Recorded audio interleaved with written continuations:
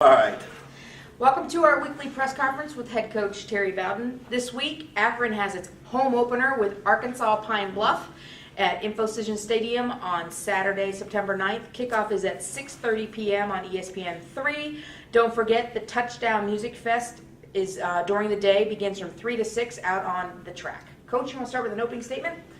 Yes, we've kind of licked our wounds from the Penn State game and kind of putting that game in perspective, especially when you look at the entire conference and kind of how everybody has to approach your non-conference schedule and the desire to beat a Power 5 team and then the desire to beat a top 10 Power 5 team, because they're two different things. But we weren't able to do that, and I think, when we look back at it, we don't have any major injuries from that game, and we came out of it playing a lot of people, learning some things, and are able to put it in perspective from a conference standpoint. We had 8 teams that played Power 5 teams and lost. We had 4 teams that played 1AA teams and won. That's just the way it goes sometimes.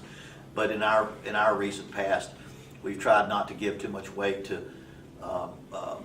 a loss to Wisconsin last year where we didn't score an offensive touchdown and came back and scored 65 the next week against Marshall, or the year before in Oklahoma when we didn't score an offensive touchdown and lost 41-3 and came back and had won 8 and went to a bowl. So we got to put that behind us, move forward, and now we've got to be the hunted. We're the favored, and now we've got to go out there and make sure we stay as focused as Penn State did against us.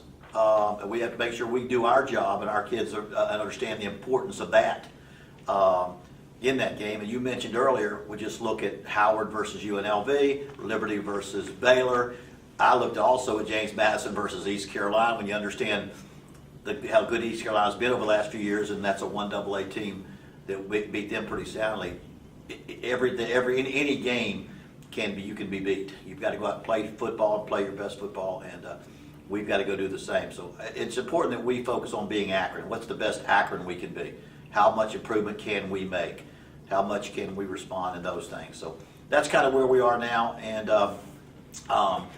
and we're getting ready now for Arkansas Pin Bluff. I just thought it's at the start of the game, Thomas and AJ with the calling.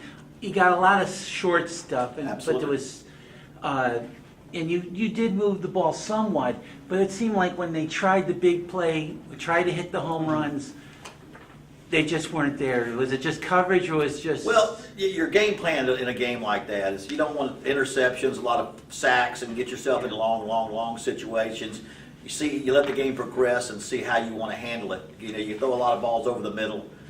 Deep balls over the middle, and you get a couple interceptions, you get some problems. Right. So, and the game began like you kind of thought you hoped it would. They drove down the field, took a lot of time off the clock. We intercepted in the goal line, and we come back and they picked us, and then the big one the next time was the punt return for a touchdown, which was a situation where just like our offensive line dealing with their defensive front, or our defensive front dealing with their offense. They just out personneled us and did a great job of holding up, and all of a sudden now you got a 7, and then the next drive they get an 80-yard run, so a big play. But you're still trying for as long as you can to go out there and they're a pressure team. Penn State's a pressure front team. They blitz a lot. They come after you hard. They play man coverage. You better get rid of the ball pretty quick, or you're gonna be in trouble the whole time. And we didn't really want Tommy Woodson to get himself smacked around too much. And so, as the game went on, the game plan. Then it's almost.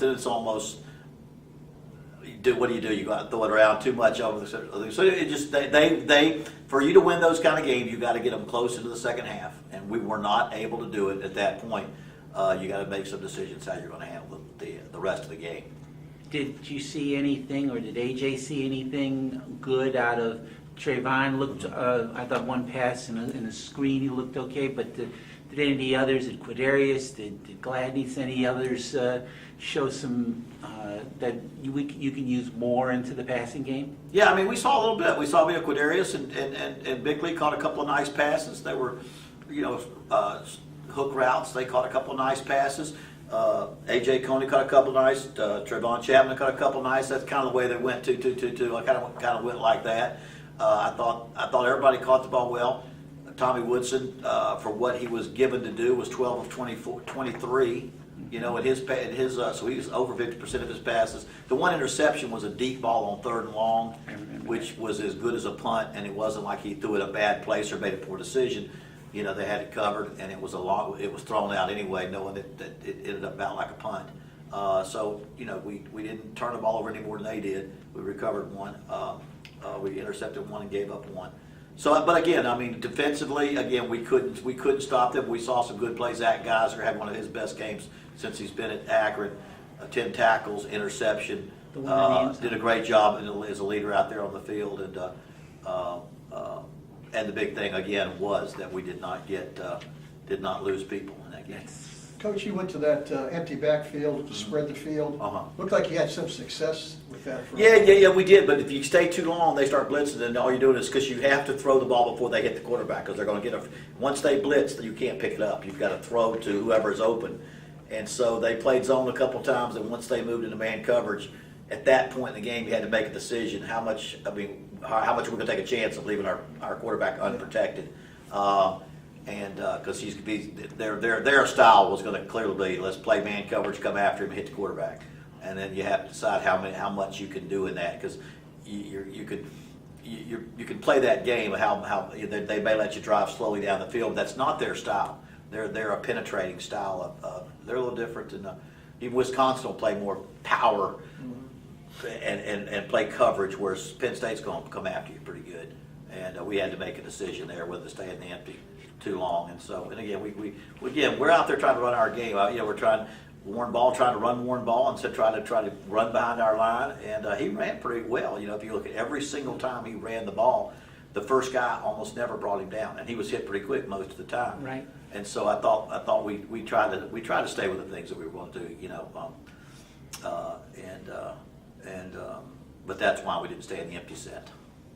Played all 4 quarterbacks, Coach. Were you pretty pleased with all 4 of them? Or not? Yeah, I mean, we just said, you know, if this thing gets to the point where we're not in it, let's play it. Let's get everybody a rep, you know, and we were able to get everybody a rep, especially the first 2. You know, Nick John's dad went to Penn State, and so that's where he played football, and so we kind of wanted that to happen too, and so we kind of got back to it. But you know, I think it doesn't take a rocket scientist to see that Cato was the calmest back there. He seemed calm, and when they back into coverage, he ran the ball well and threw a couple of nice balls. And but it was good to get them all some action, because you can see the jitters a little bit with some of them. But even Tommy to me, he can get a little bit. He missed a couple of passes that were a little bit off, but he'll get better as he goes, because he was a little rusty too. But he did a good job. Defensively, I think I mentioned to you after the game about Zach's interception. They run a lot of that tight end, the Gesicki. 3 years ago they used James. It's just, for Coach Amato, is that tough because you're facing spread offenses almost every week in the MAC, and now you got 2 wideouts and the tight end, and they just blew open holes. Yeah, Gesicki is why he's a preseason All-American.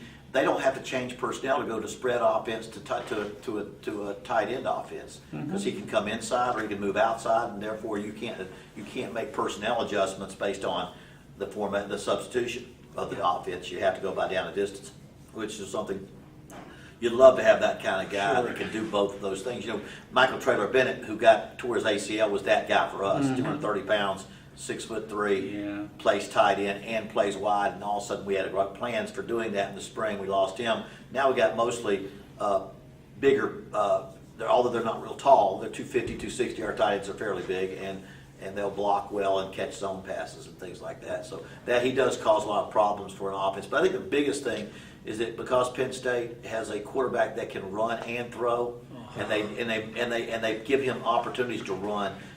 No pass down is completely a passing down. No running down is completely a running down. And the reason they were so good offensively last year, you know, that quarterback threw 4 touchdown passes in each of the last 4 games. I won't say 3 games going into the bowl game. I think it was the last 4 games. And he broke the record as well as the tailback. They have 2. Not only are they 2 very good people touching the ball, they allow them to run and pass equally on each play with a lot of effectiveness because the quarterback is very, very good at it. So again, they've scored a lot of points on a lot of people. Penn State has in this past year, and they had a good nucleus coming back. So, like I say, our kids played hard, and it would have taken a lot of things to happen to make that game a close game. Coach, what do you know about Arkansas Pine Bluff? I've coached in the South a long time, and I've coached against all. And when I was in North Alabama, I coached against all the Arkansas schools. I didn't coach against Pine Bluff, but I've coached against teams in that conference. And I know a lot about the league. The SWAC conference has had some great players, and I would say Pine Bluff has probably put more people in the NFL than Akron has put in the NFL. We just had Jace Taylor get the Hall of Fame, but they've had a lot of great players. But they play exciting football. They play wide open football.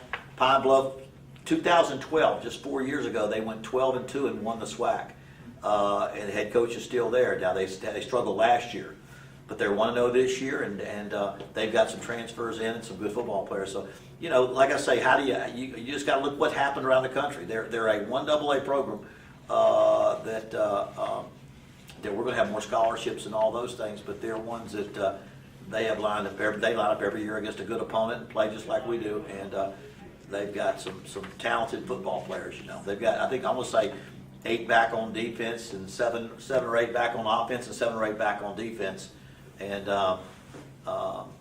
so we know they've got some experience coming back. They won their first game. That gives them a lot of positive because they came off like 9 straight losses last year, and so that's how you're going to handle that. And they came back and had a big win, and so they'll come back with some very talented players. Just like we don't have the resources that Ohio State has, they don't have the resources that we do when it comes to a lot of the facilities and things like that. But they'll have good football players. Are you familiar with any of these players through the recruiting? No, not the recruiting process. I'm not. No, I'm not. We're just in two. I mean, if we go south, we're going towards Florida. Arkansas, they're going to recruit mostly Arkansas players, probably some Texas, Louisiana on their roster if I look at it, and that's going to be closest to their area. That they're going to recruit, but I am not familiar from a standpoint of high school recruits. Coach, one final thing for me is I was worried, not worried, but when you take freshmen or redshirt freshmen into an environment like Beaver Stadium, Right. over 100,000, Right. Sometimes you can get caught up in the awe of being in a big stadium against a nationally ranked opponent. Did they come out somewhat in good shape? Yeah, I mean, our mentally? 2 deep on defense is upperclassmen, so you really don't have that. Offensively, Dre Williams made a nice catch on a play that he's a very mature player and got some in. Dylan Meeks is one of our backup H-backs, got in some as a freshman. And those are the only 2 that I think got in. Dustin Burkhardt got in from Coventry. He got in and played some. And again, you expect them to be a little nervous, Sure. and they were. But you don't want to open up and have your kickoff return team the very first time with 2 freshman deep backs. Right. You don't want a punt returner, no matter how good he is. You're not going to put a freshman back there in front of 100,000 people the first time. It's over the years you learn there's something bad's going to happen because they're Right. the whole atmosphere. So you try to ease them into a game, and so but it's nice to do it because even we traveled a lot of freshmen just so they would go out there and warm up. We took Alex Remmert. Just to get the Just to what it be like, atmosphere, feel the field, to and feel get like it. involved in Okay. the atmosphere. That's what I was And getting so at. we had quite a few freshmen traveling that did not get in the game, but traveled, and just so they could be exposed to that level of football and the intensity of that level of football. Excuse me, Coach. Things correctable, Right. first, second week and all that. I mean, your punt coverage, for instance, has always been really good here. Right. And I'm sure that's something that you can correct just. Yeah, I mean, what you first couple of snaps you worry about, gosh, are they going to try to block the punt, which they line up everybody up there, so you pay tight coverage. And all of a sudden they hold everybody up and get a great return and get the second one. After that, we pretty much got caught up Right. and were able to handle it. But what you fail to realize, if you look what our offense did against their defense, what our defense did against their offense, it wasn't a whole lot different than what our punt team did against their punt return team. They whipped us. They blocked us better than we could get off a block. And they were our first team defensive people now. Yeah. It was just I don't think we were ready, quite ready, because you can't emulate that in practice, you know. And the one thing I've said several times before, when you get to playing a team with a few more quality athletes, sometimes it shows up most on special teams, because a lot of special teams end up being second team players or some of your first teamers that aren't in the key positions.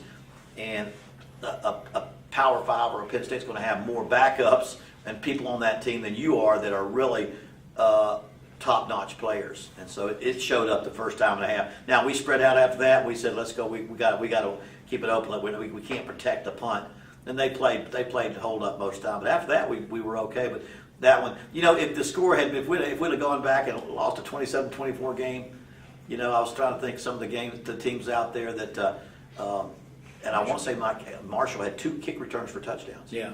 2 kick returns. Now you go back and lose a game, and Miami's driving down to win the game at the end of the game. But all of a sudden you take those 2 kick returns for touchdowns, and I want to say that there was a pick 6 for a touchdown that game as well. But when you take kicking game, in our game, it showed that we weren't ready for somebody that holds up with that many talented people. And you're talking about our best people out there. Our best cornerbacks are in that game. Our best people on defense are in that are down, because those people are the ones that tackle the best in open field.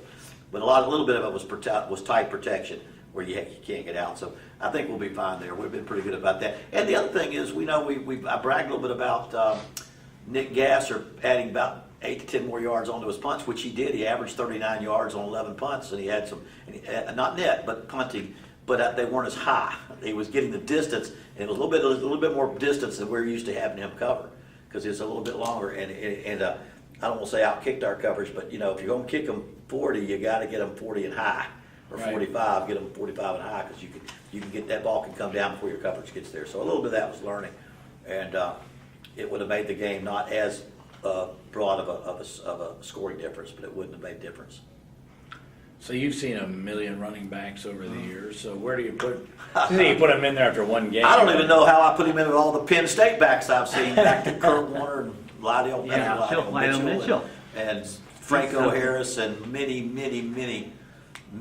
backs. The last guy, I remember the first guy to get 2,000 plus yards in college was a running back, Harris. I forget his name. His dad was a coach at Penn State. But anyway, there have been. He's a remember who I'm talking about? Remember Larry Johnson. Huh? Larry Johnson. Larry Johnson. Larry Johnson. Remember that? I think I was broadcasting even when he played. Right. But this guy. You know, they say he's not the only guy in the class, but it doesn't take long to call roll. There's not. He's in that league of in that league of top backs, because you can see this acceleration. A guy like that can run, and all of a sudden he hits the edge, and he's got another gear, and he catches the ball well. And so he alone makes it very hard to play with a team like that, because he can outrun people. But he is very good. He can run over you, make you miss, and outrun you too. So I would imagine, 1,500 yards last year, 18 touchdowns, and they're going to. He looks like he's as good as predicted, good as advertised. We're all good. Any other questions? We're all good. Great. Thank you. Thank you.